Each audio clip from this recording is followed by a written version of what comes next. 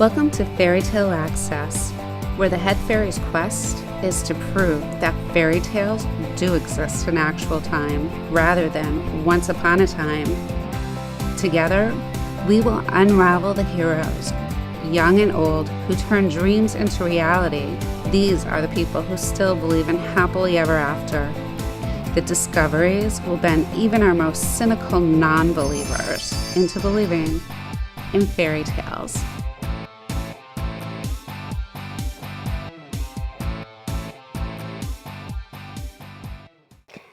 Hi, welcome to Fairy Tale Access. Today I am wicked excited to introduce you to Assaph Mehr. With these two books, if you love fantasy and you love a great detective story, you're going to love this series. It's amazing. Welcome. Thank you for joining us this morning. Thank you. Thank you for having me. My pleasure. Can you pronounce the name of the books so we get it right? Sure. It's Murder in Absentia and In Nomina. Okay. And tell me about Felix. How did you come up with Felix, the main character in this? He grew to fill the role. So I had the idea behind the fantasy mystery, the twist at the end. And I was reading a lot of detective fiction set in ancient Rome at the time. So when I started writing, I sort of combined the two, the fantasy mystery and the Roman era detectives. And he is the classic hard-boiled detective. He grew to fill up that role. He's a fantastic detective. So tell us a little bit about how you started, because the first book, it showed really great intent of where you were going with this character, but you dwelled a lot on the scenery. It takes place in Rome, and it was like a lot of details. But the second book, you killed it. This was such a great read. It's like you totally found your niche. So tell us how that all came about. I've been reading since I was about 5, and I had to argue with the librarian that I should get my own library card. And I grew up on detectives like Agatha Christie, Arthur Conan Doyle, and then my brother-in-law introduced me to fantasy with The Hobbit. So I kind of read fantasy throughout my teenage years, and then started reading a lot of Roman detectives, like I said. And then one night, about 5 years ago, my wife said, that things she read all the things that she wanted to read and nothing left to read. So after she went to sleep, I started writing and never stopped. Wow. So yeah. And you also write on the train on the way to work.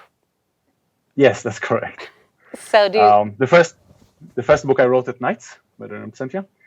And then we had a kid, and I stopped sleeping at night when he was a baby. So I started writing on the train. Oh, wow. Was that hard, or did the scenery help? The scenery and the passengers, did they help influence the story in any way? Not really. Just a piece of quiet that lets me read, that lets me write. That's the main point. Wow. I've been to Rome once when I was a child. Mm-hmm. Wish I could go back there again, but living in Australia, it's a bit far for a quick trip. Most of it is in my head and on the internet, of course. Well, you really in the first book, you really concentrated on the scenery, and Yep. It was harder to follow the line of the detective. But in the second book, you nailed it. So we can totally get a picture of where we are in this ancient Roman city and what's going on, and the interaction between characters. That was really dynamic. How did you get to that point where you made that? It's a huge change from the first book to the second book. Yep. How did that happen? How did that happen? Lots of feedback. Well, you totally tightened up the storyline. You made it an exciting, easier, fast-paced read, where in the first book, sometimes you had to go back to catch up with where the characters were. In this book, it's exciting. There's nothing questionable. You can follow it. You can follow the clues. It's so easy to read. and it's Thank tight. you. It's a tight story. So how did you make It's that well, transition? Was it just because of writing? yeah. It's not a transition. It's just a learning curve. It's a skill that you grow and improve with practice. So the first book is the first book that I wrote, and I published it and went on from there. The second book, after listening more from feedback, etc., I got more people involved earlier, so more beta readers, and then got a developmental editor. So the first book was copy edited towards the end, and I had some people give me some feedback, but not high level. The second book I got more high level feedback, so working with developmental editors and then copy editors and all that. So skill that just takes practice and yeah, more Definitely. practice. Because the first book looked like a promising detective story in the lines of like Sherlock Holmes with that whole fantasy realm mix inside of it. And the second book was like, wow, he totally has his craft down now. And it was just so exciting it was so exciting for me to see the dynamics between the first book and the second book. The second book totally floored me. It was awesome. Wait till you see the third one. Oh, really? When is that coming out? Probably September next year, I would say. 2020? 2020, yeah. So I'm about 2/3 into the first draft. So I'll probably finish the first draft in a couple of months, and then it'll take a year to get it properly edited and produced and everything done and arranged. I love the different relationships that developed along the way. The relationship with the bodyguard, who was a Roman gladiator. The relationship with the mother and daughter Yep. that were involved in getting him in the investigation. That was fun. Because you couldn't... These are all, yeah. Go ahead. These are all things that I planned for a larger arc across the several books. So yeah, they are appearing in the third book as well. Oh, wow. Do you know the ending while you're writing, or is it something you develop along the way? Yes. So when I start a particular novel, I have 3 ideas that I hold in my head. It's the mystery, the Roman element, and the fantasy. So there will be some sort of magical paranormal angle that you'll have to resolve. There is a mystery case or an adventure that revolves around it, and then there's Roman cultural elements that are it's all weaved through the narrative. So yeah, I kind of know where I start. I know what's the ending, where I want to end, and usually a few bits in between. But I write to discover the story for myself as well. All the little details and everything that happens in between. Oh, that's great. I love the clues along the way. They're really well done. And I really felt like I was getting into the setting. And it did remind me of, traveling to different places. So where did you grow up? What's your background? I grew up in Israel. You grew up in Israel? They have a lot of Roman influence there? Yes and no. It doesn't really matter where you dig, you'll find some ancient ruins of some culture or other. I grew up in Tel Aviv, which is the largest city, and pretty much around the corner is Jaffa. And I've took my kids there a couple of years back to visit my parents, and took them to Jaffa. And what I love about there is at the top of the hill, there are some cannons from when Napoleon besieged the city, and then the walls are from the Ottoman era. But as you start digging through the hills, you go from the Ottoman to the Mameluke to the Roman to the Byzantine to the Roman to the Greek, down to the Egyptian. There's actually an Egyptian temple under it. So it's like 10,000 years of history in one hill. So, yeah. Wow. And I've always loved it when I was a kid, when we took school day trips or family day trips to like Byzantine or fortresses from the Crusade era.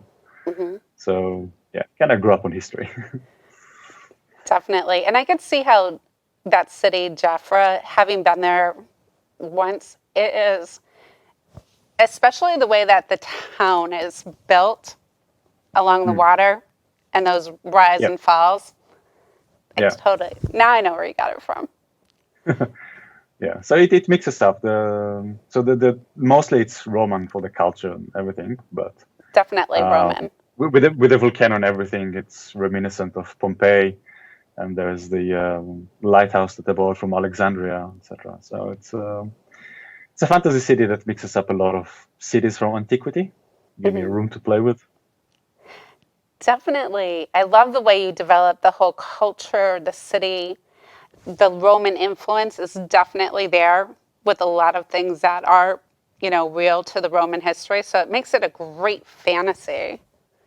You could Thank you. totally see Yeah. it playing out like real life. Thank you. Oh, my pleasure. So, is it true that you have a tattoo of your books? Not exactly. I have a. Let me take my watch off. I have a. Can you see it? A tattoo of Yeah. an anchor. Hmm. Um, it's well, there's a lot of maritime culture in the books. So yeah, there's a tattoo of an anchor. Probably the next one I will get will be a gladius, Oh, okay. a Roman sword. Hmm. So yeah. Wow. Do you have a background in sailing, boating? Good God, no. No? How do you No. get your facts so accurate? Research. Research? Research. Lots and lots of it. Yeah. I mean, I've done a couple of cruise sailing on the Sydney Harbour, but no, I'm not a sailor by heart. I don't think I would like to spend days or weeks out on the water. What type of But venues yeah, what type of venues do you use for your research? um, everything from original sources. So text from Roman era historian,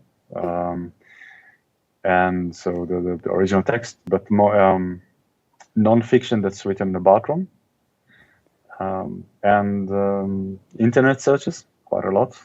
These days, it's very easy to jump on. If you start at Wikipedia, usually nice little articles that orient you, but then you go to the reference section at the bottom and you look at all where the quotes come from and justification, and you start reading nonfiction, which is how you learn more about it. Hmm. I love to read fiction set in Rome, and when somebody writes something, it's like, oh, that's an interesting point. Let me cross check and learn some more of that. So even when I read fiction, it's sort of encouraging me to read more and study more on the subject. So writing is just an excuse to research more about the period that I love. What about your hobbies? How do they influence your story? My main hobby is probably martial arts. I've been Hmm. doing various types of martial arts for the past 30 years. Started with Krav Maga, which is the Israeli Defense Forces martial arts. Did Taekwondo, bits of other things. Now I'm doing Wing Chun, which is more an internal branch, so more meditative. Hmm. I think it changes the way that I write action scenes. I've also did some live action role playing, where we used a lot of recreating fights and medieval sword and shield stuff. So I think it affects the way that I write action scenes to make them realistic. That's why the action there's not a lot of actions in the book, not that kind at least, because of repercussions. I know how long it takes to heal from wounds and all that. Hmm. Even with the magical assistance, it's not something that like Feels you see strong. yeah, it's not like you see in film, somebody gets shot and then keeps going. It just doesn't quite happen that way. But yeah, I try to make the action when it explodes, it's really fast, really furious, bloody and violent, and then you deal with the aftermath quite a bit. So yeah. Yeah, you were really good at dealing with the action part and the aftermath in both books. It was just really intense. And you could totally see it playing out the way that you describe it. And the second book is so good that it's not like you're telling us what to see. It's just completely different. It's mapped out in such a way that you can actually put yourself there. And that's amazing. So I imagine that the rest of the series, how many books will it be? It's open-ended, so I'll keep writing as long as I have ideas and I enjoy writing it. So I do have ideas for other projects, but like I said, right now I'm writing the direct sequel to Illumina. It'll be called Invictrix. It's dealing Ooh, with gladiator life. So oh, that'll be interesting. yeah, I so that's know. a chance to write a lot more action as well. Oh, good. Yeah, I was so upset about the poor gladiator. I don't want to give it Yeah, away, but I really liked yeah, him. He doesn't die, but yeah. That's part of the reasons why there's an epilogue in that book to balance that out. But yeah. yeah, as you might have guessed, he appears in the third novel as well. So. Oh, good. Because he was a really nice guy. Hmm. So, what's the origin of the word fascinate in English?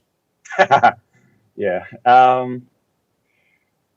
Fascinate comes from the Latin word fascinare or facinare in classical, which is related to the god Fascinus. Um, and Fascinus was a very old Roman god, Hmm. and never mistake that Roman mythology is Greek with Latin names. It's not. It's different. But the god Fascinus was a protector against the evil eye, and a lot of people wore charms, especially children. They were given to charms to kids to wear to protect them from the evil eye. Now, those charms were actually in the form of flying phallus, so a penis with wings. And the word to fascinare means to bewitch. So every time you're fascinated by someone, you're essentially being bewitched by a flying dick. Oh. Yeah, that's what you did to us in this series. Now we're addicted and we can't wait for book 3 and 4, hopefully 4. And maybe 5 would be good. Because it's just, Thank you. I loved it. I love being dragged into the action. I love going through the clues and seeing if I had the same outcome of who did it or why they did it.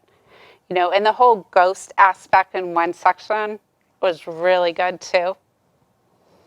Yeah, It was thank you. fascinating. Yeah. Like I said, I try to have a fantasy element in the books and build up a like an urban fantasy detective that will deal with the usual paranormal stuff, but it's set in a Roman world, so the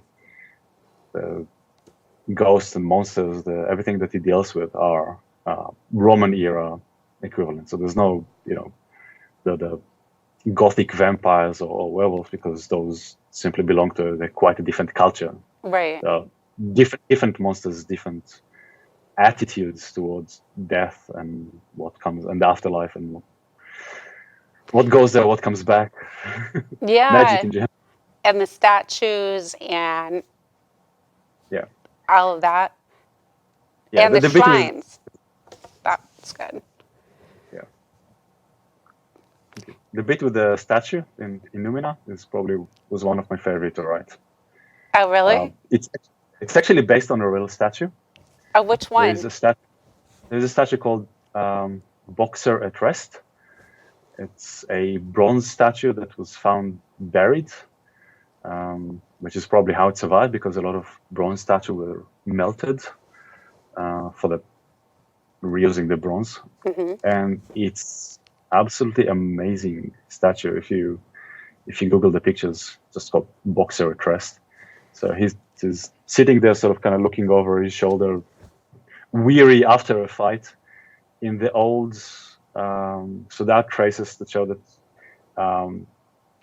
in the bronze there were actually cuts for like wounds that were filled with copper to make them red. And then just the statue itself is pretty amazing. So yeah, I found that and incorporated that same statue into the book. So. Oh, wow. Were there any other elements that were incorporated from real life places or things besides the statue in Jafra? Yeah, quite a few. The lighthouse that features rather prominently in, well, particularly in Murder in Absentia, but even in Illuminates mentioned, is an amalgamation of a couple of things. So it's the whole idea of a lighthouse is built on the Alexandrian lighthouse, the Pharos. But the way that it's built is closer to the Trajan's column in Rome. Okay. Yeah, there's actually several commemorative columns in Rome. One is Trajan, the other is Marcus Aurelius. So there's, imagine something that's 50 or 100 feet high marble, and there's bas relief on all along it, spiraling up, showing scenes from the conquests and the military campaigns. So I tried in the way that I described it to give that sensation of those large, tall spires that rise out and have all those highly detailed relief all around them with pictograph and then trying to describe the story of what happened. Yeah, you did. You did a really good job with all of that. What advice would you give young people that, are to read or to, just to write? Okay. In terms of reading, just read. Read a lot and read as much as you can. And try different things. My list of books that I want to read is probably longer than my life expectancy. So I just read whatever I feel like at any given moment. And if I don't like it, I just move on. In terms of writing, anyone who wants to write, probably the worst advice that I can give someone, the worst advice anybody can give someone, is to look at what I did and do exactly the same. Because that almost never works. Right. Each author is different. Each one has their own journey. But the things that are sort of running as a common theme are quite simple. If you want to write. Just sit down and write.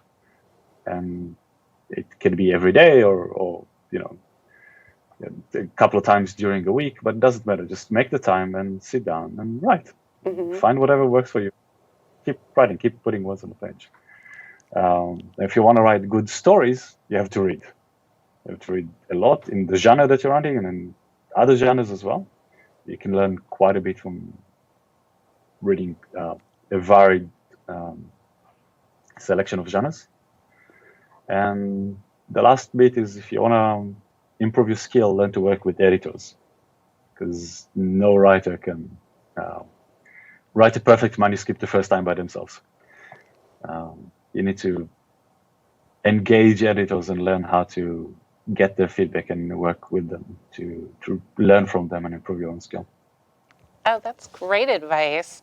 How long did it take you to write the first book? 5 years? No.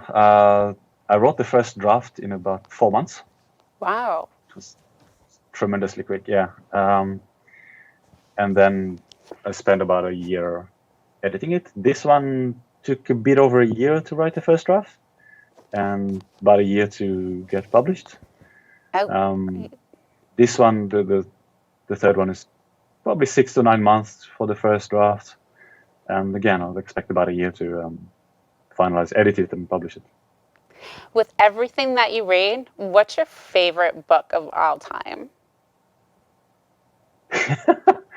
That's so hard. It changes based on my mood. I will mention one particular book that's not well known enough and should be. It's Bridge of Birds by Barry Haghart. Hughart. It's again a sort of a fantasy detective set in a historical China. The author described it as a China that never was, sort of a mythological China, and it's absolutely charming and witty, and there's not enough phrase that can describe this book. It's absolutely, I think, a must read for anyone who loves China or detectives or fantasy or good books in general. Wow.